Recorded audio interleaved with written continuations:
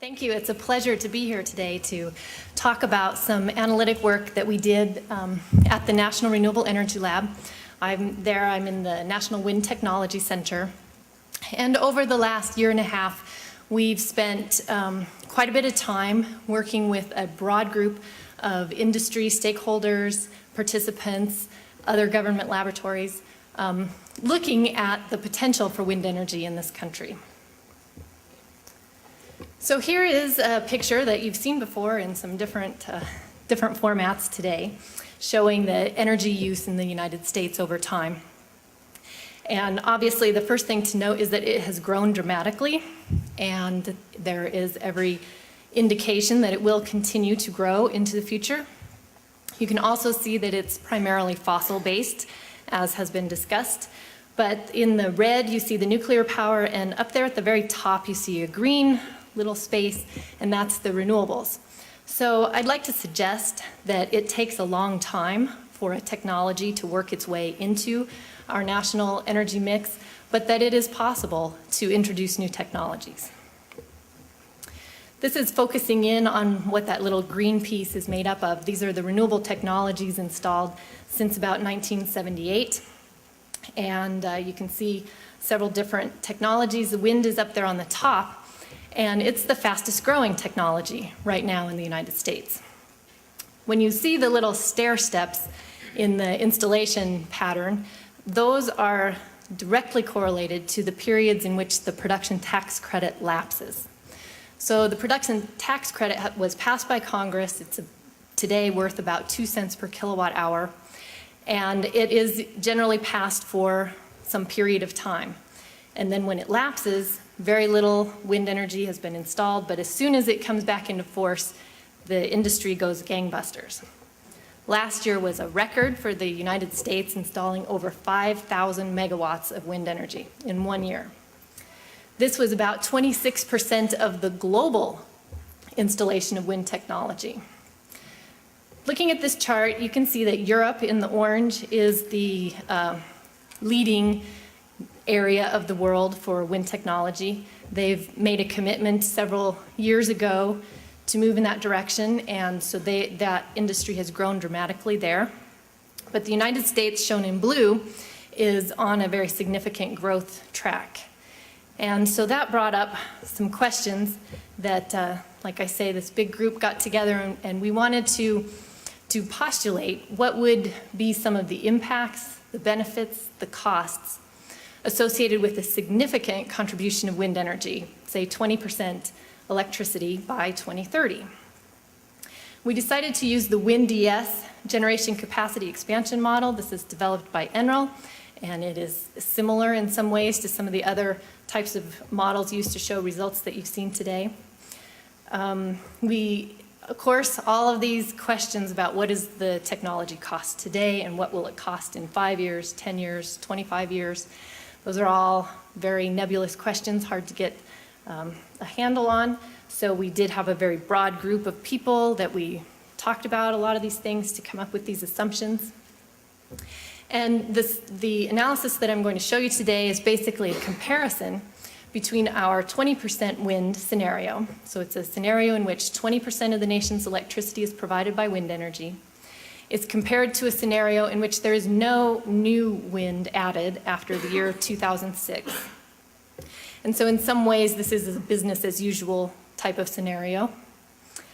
And so we wanted to estimate some of the impacts of the 20% wind scenario, looking at land area requirements, looking at the composition of the nation's generation mix. We looked at cost and benefits of the 20% wind scenario relative to a no wind scenario in order to try to isolate the contribution of wind energy. In a way, this is a little bit like the wedge analysis. We looked at the potential for reducing natural gas prices by shifting natural gas out of the electric sector, evaluating the potential of the financial risk for future carbon regulation and some of the avoided emissions, and we looked at reduced water consumption.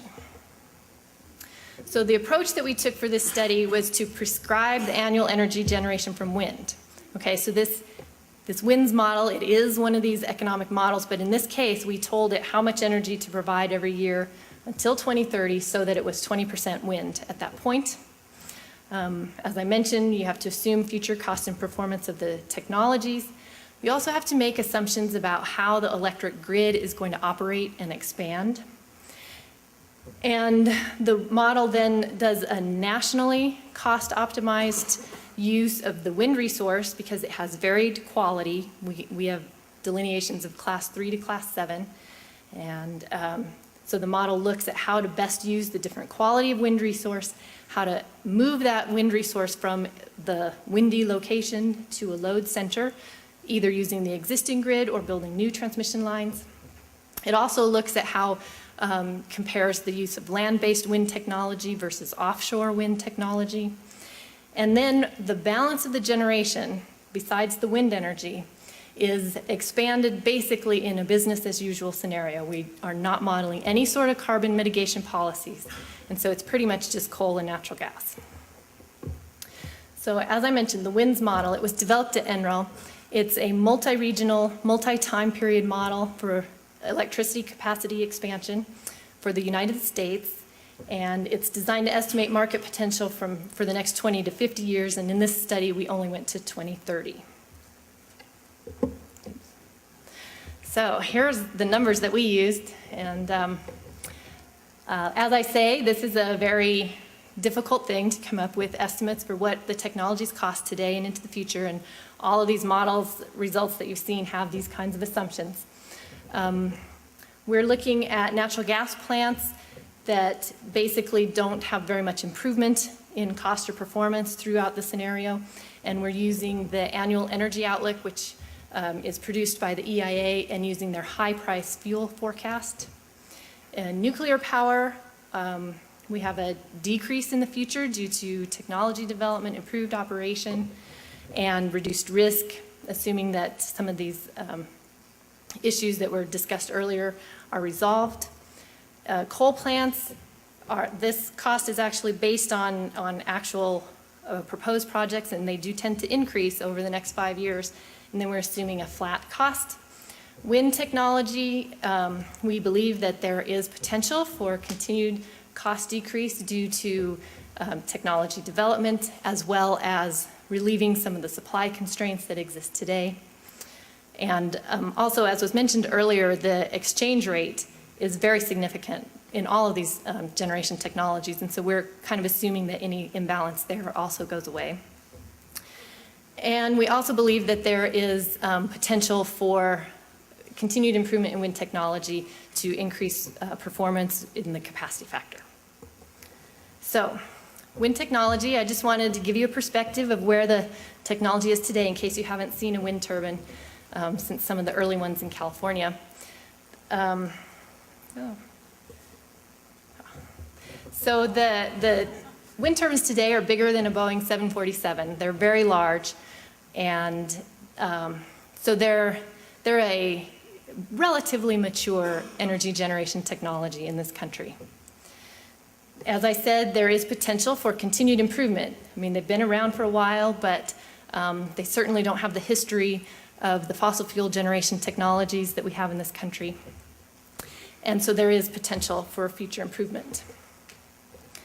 The transmission system operation and expansion assumptions that we used in this simulation are kind of important because wind energy, or the wind resources, is geographically spread across the United States.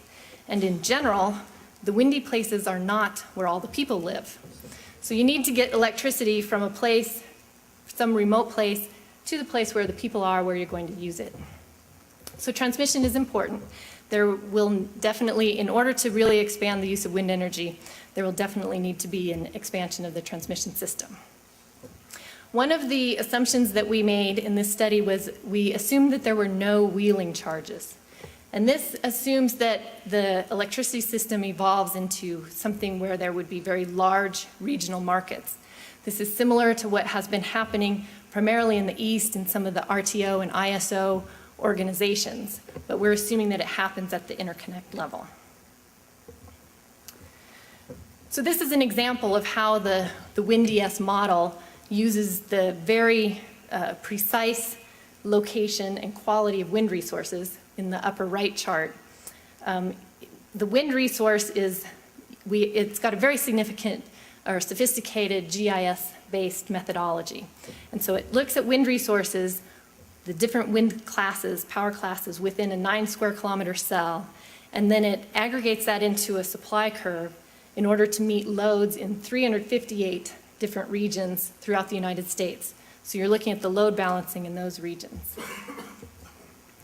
This is the supply curve that shows getting wind energy at the cost that we assumed in 2010 onto the existing transmission system. So moving wind energy from one place within 500 miles to the existing grid, and assuming that 10% of that existing grid capacity is available to transport wind energy. So what's important to see here is that there are around 600 gigawatts of wind capacity that is potentially available in the cost range from $60 to $100 per megawatt hour.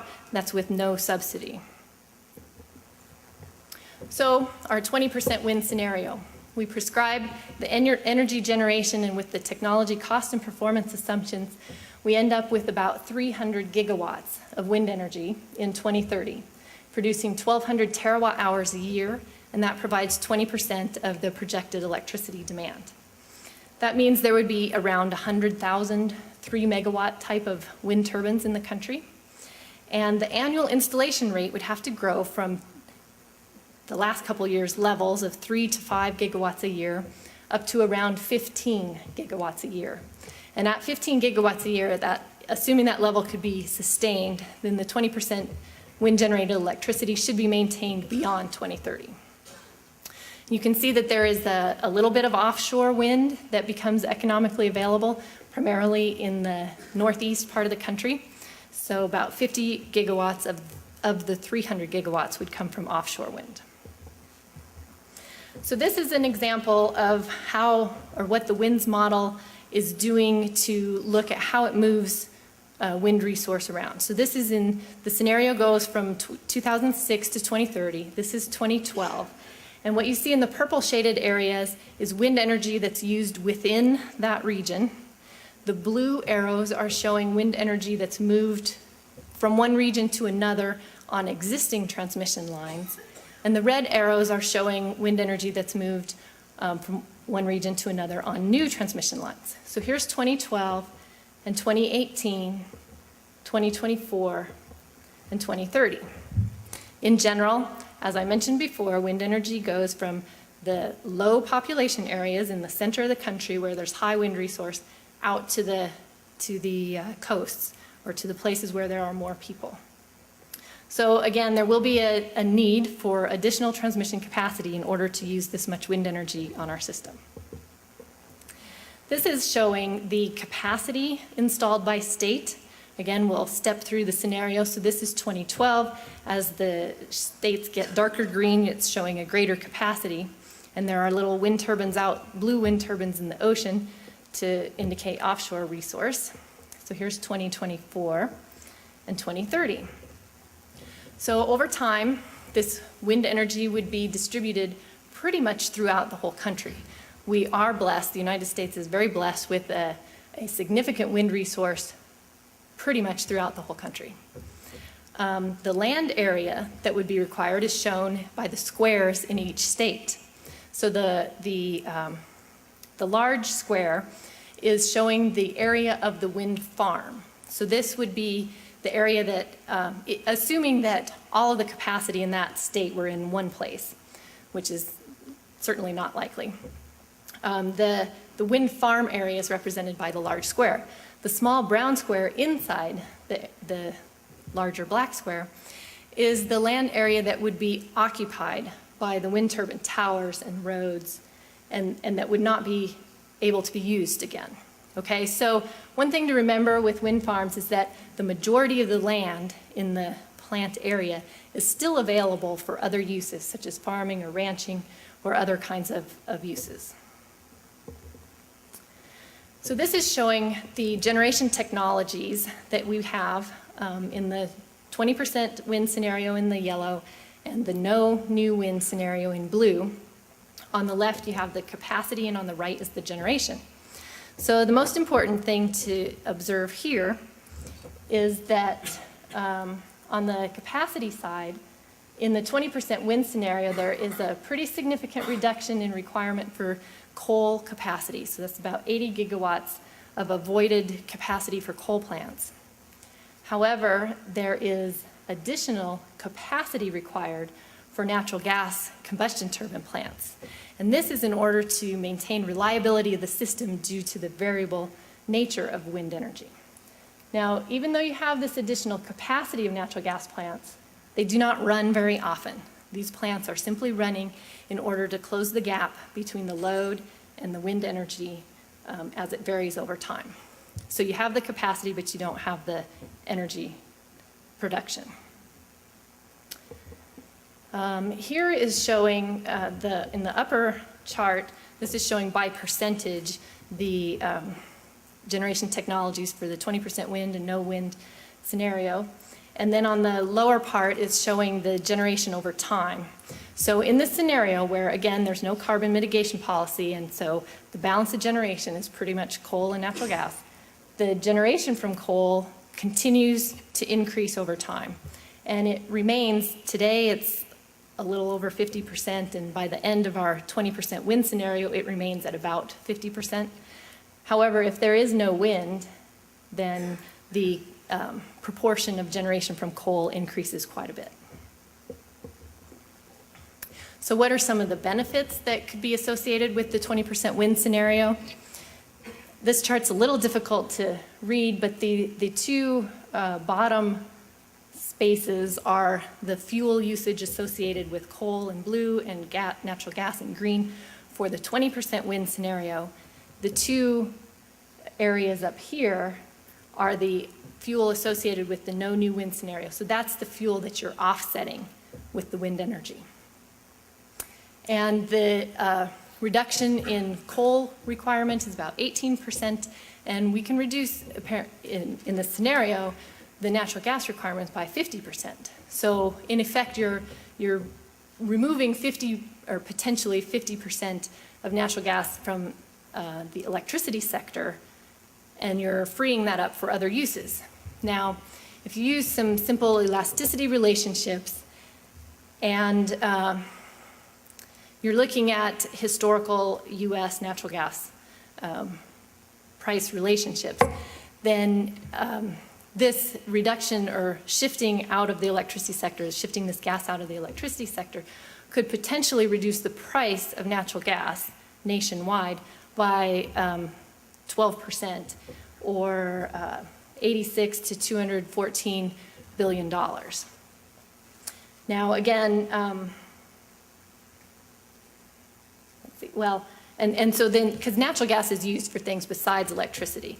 So the top part's showing electricity sector usage, and the table on the bottom is showing the national natural gas price potential. Okay, so looking at carbon dioxide emissions, again, the blue line is showing the no new wind scenario. The yellow line is showing the 20% wind scenario. So and the green line is the path to 80% below today's levels by 2050. So this is, in a way, this is the wedge that we've described in the scenario. And the integration of 20% electricity from wind by 2030 could potentially nearly level the carbon dioxide emissions in the electricity sector. It's important to remember this is electric sector only. Now, if you placed a value on that avoided carbon, it could, based on, we used the Synapse study that did a survey of carbon prices across the world, and using a range that they proposed, this avoided carbon emission could be valued from $50 to $145 billion in net present value. And so that's a significant amount of money that potentially people would have to pay if they were investing in carbon emitting resources. So installing wind energy provides a hedge against that future possible financial risk. All right, so that brings me to the water savings.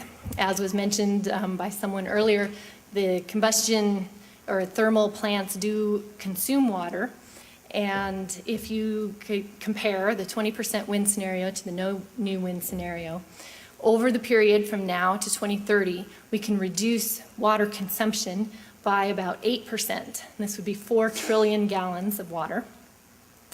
And nearly a third of this water savings occurs here in the western part of the United States. As you know, that's one of the most water-constrained areas in the country.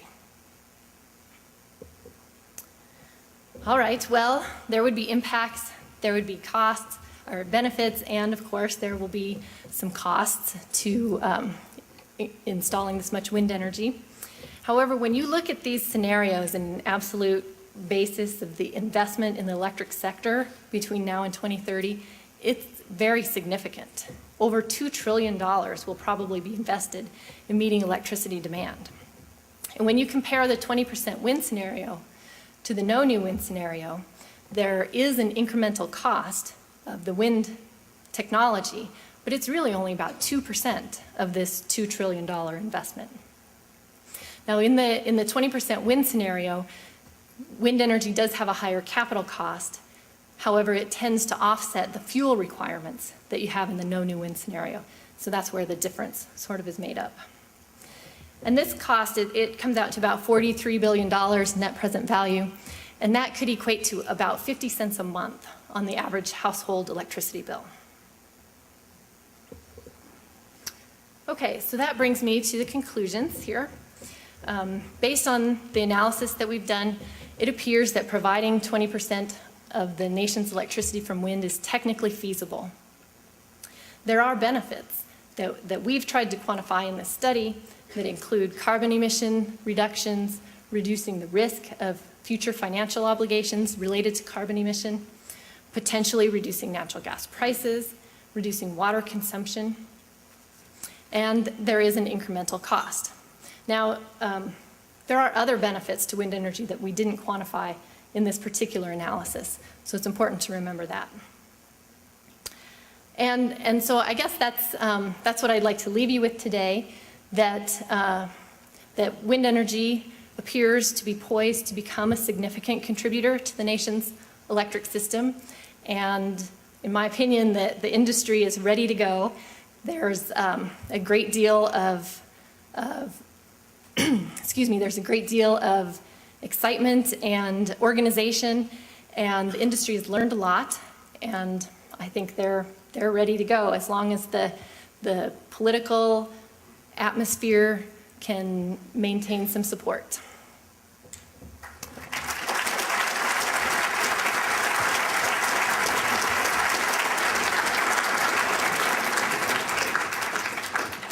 We'll be able to take a few questions, so yeah, please keep your hand up and we'll come around to you.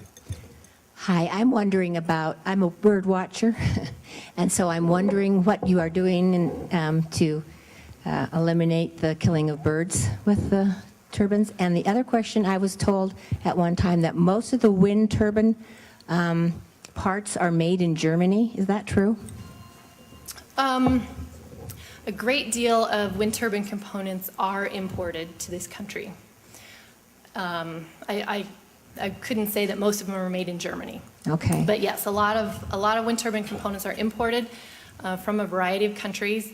In the last year or so, there has also been a pretty noticeable expansion of manufacturing capability in the United States for different components. Do you know where those are?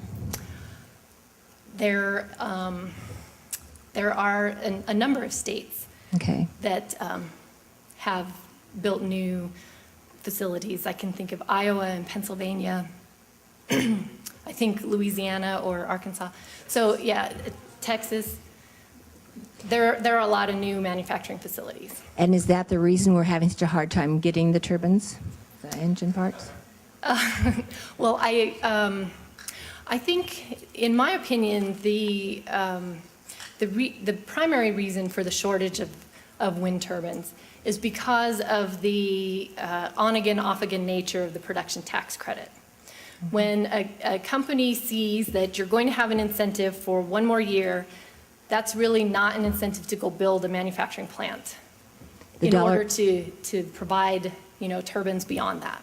The dollar So difference is with gonna- with the incentive going on again and off again, I don't think that the industry has really grown in a sensible way. Hopefully, that could change because we have had the production tax credit for the last 2 years. If they can extend it, it's set to expire the end of this year. If it were extended, or if some other policy came into place to provide some certainty. I also think the renewable portfolio standards have provided more certainty for manufacturers as well. So what is the duty cycle of your, say, medium to best wind locations, and do the natural gas plants that you propose really fill in between? Let's see, I'm not sure I quite understand. How often does the wind blow, and what do you do when it doesn't? Okay, well, the United States is also blessed with a pretty unique electric grid system. And so that system actually has a great deal of flexibility in it. The load changes over time. And so the utility is always looking at that, and they're looking at some forecasting of load and looking at their generation resources. And so they have things like coal plants that operate kind of at a pretty steady level. They have things like natural gas plants that you can ramp up and ramp down. And so wind energy can fit kind of right in there in the middle. And it, when the wind is blowing, you probably turn down the gas a little, and when the wind goes down, you turn the gas up a little. So it's all, it can be integrated into the system on a system level. Like Class 7 often. Oh, well, so the question is in a Class 7 wind resource. The power class density is not necessarily about how often it blows, but about the average power within the wind. So in general, as was mentioned earlier, capacity factors today can be in the 35% range. We think they could probably get closer to 50% through some technology development. So does that answer? And then the I think we have 35%? another question back here. You didn't finish answering this young, The bird part, yes. yeah, birds and bats. I'd like to know.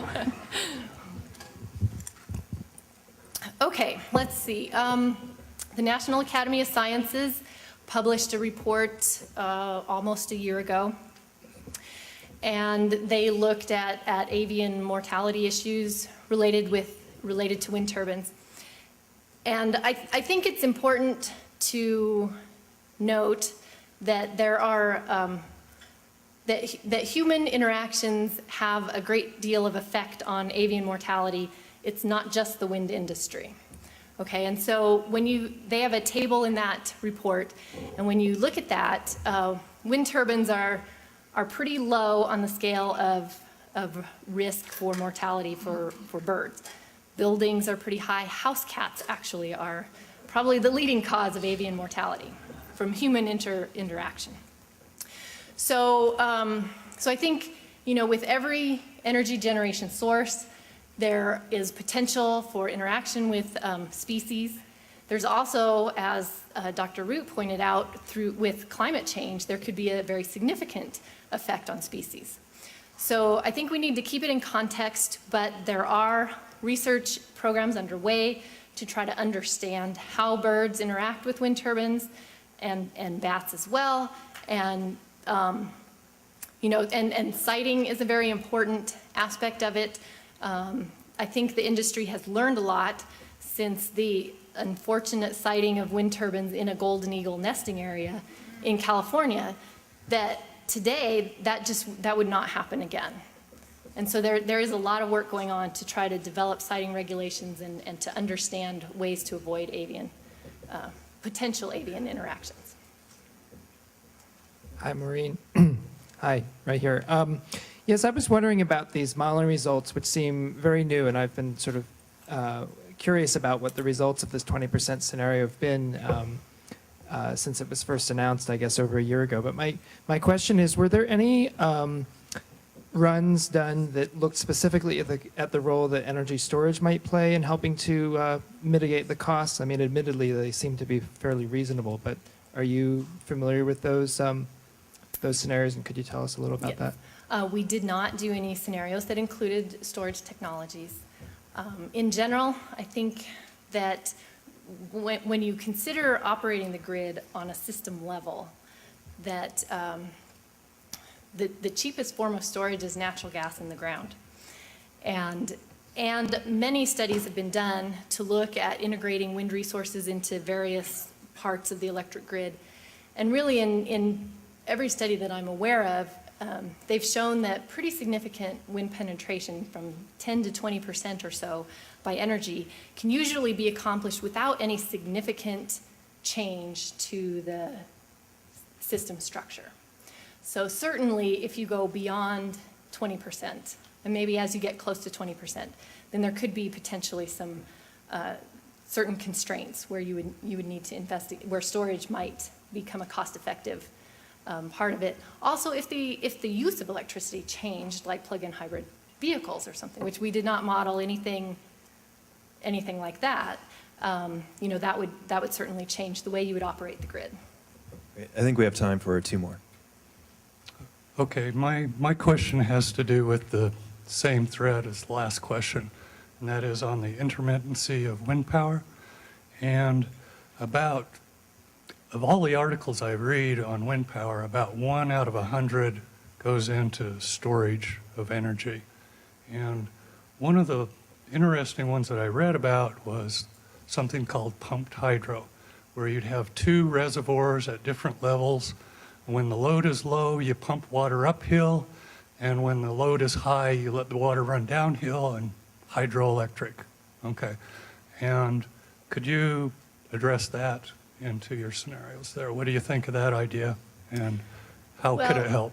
In places where pumped hydro storage exists, it can be a really great asset to the utility system in that area. For instance, the Xcel Energy in Colorado did an integration study looking at integrating wind energy into their system, and they do have a pumped hydro facility. And based on that study, they decided that they could operate that facility differently, and in doing so, reduce the overall system cost of integrating the wind. So it's definitely an asset if you have it. And if you don't have it, it can be pretty expensive.